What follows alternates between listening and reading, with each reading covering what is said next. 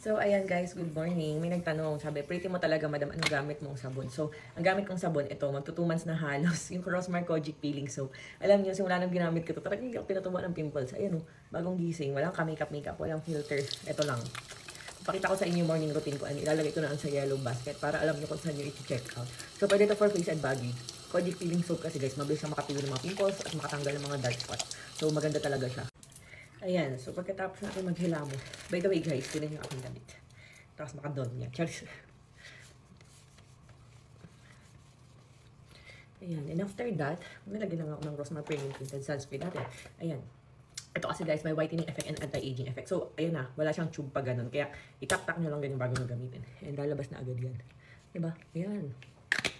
And pwede to guys sa mga buntis kagaya ko. Tinan nyo ha. At first, akala mo dark pag gano'n mo blended. O, diba? Very moisturizing. Parang wala kang nilagay sa mukha. Kasi sobrang bilis niya i-blend. Parang mala foundation finish talaga to guys.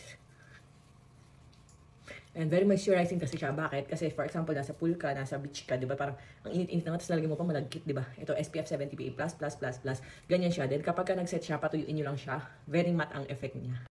Guys, check out na agad sa Yellow Basket. Ayan o, yan yung ginamit ko. Para ka naka-foundation.